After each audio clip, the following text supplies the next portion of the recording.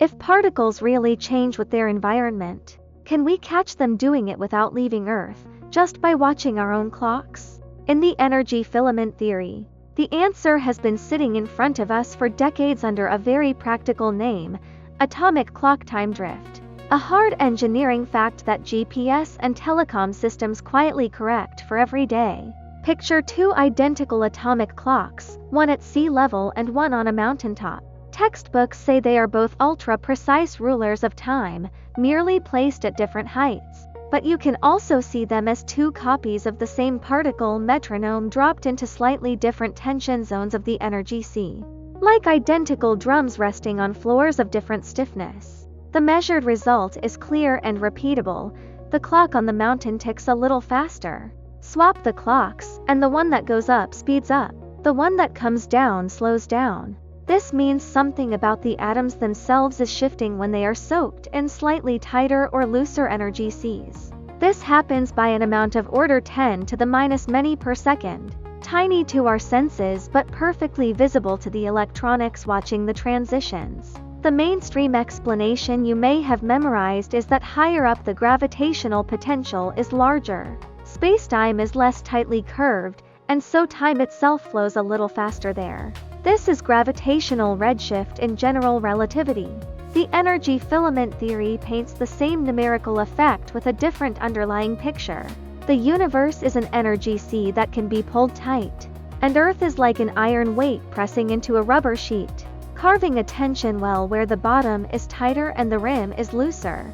A clock near sea level sits deeper in that well.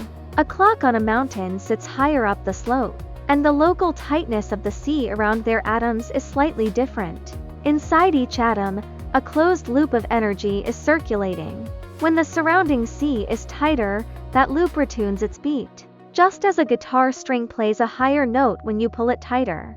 What changes is the physical state of the string, not the abstract idea of music. In the same way, what shifts here is the particle rhythm, not some metaphysical clock in the sky. From the outside, we summarize this as time runs slower below, faster above, but in this language, that sentence is shorthand for particle properties have been gently twisted by the change in tension.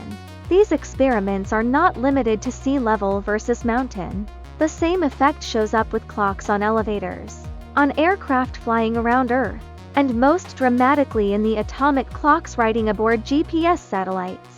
The engineers who designed GPS do not care how you philosophically define time. They only ask one brutal question. If we pretend all clocks tick at the same rate, does the navigation still work? The answer is a loud no.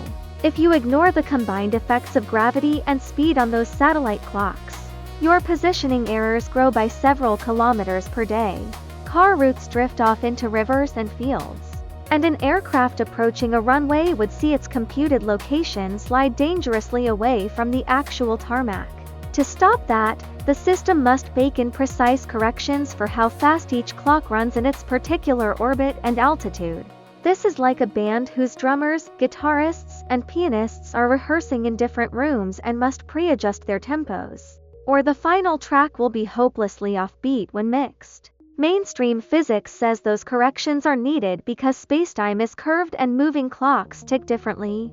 The energy filament theory says the same corrections are needed because particle rhythms are being slightly retuned by the local tension of the energy sea. Pretending they are identical everywhere is simply wrong. From the sea's perspective, atoms and satellites are loops that have been lifted into slightly looser water.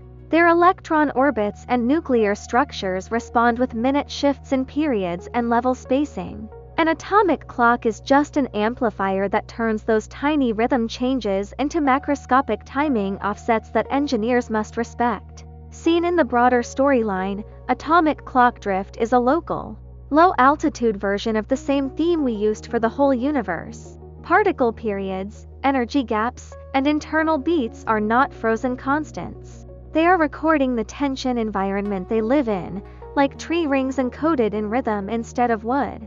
Move a clock from sea level to orbit, and you are running a miniature cosmological experiment. You do not need distant galaxies, you only need to change the tension a little and watch the particle metronomes answer.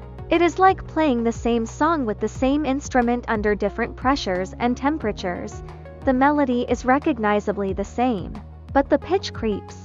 If your ear is sharp enough, or your electronics are sensitive enough, you can hear the shift. The key point to carry away is that atomic clock time dilation is not owned by any single theory.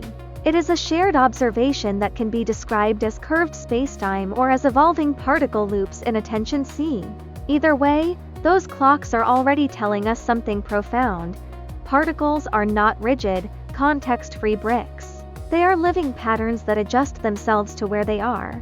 Tap follow, share it on New Physics, Clear Universe.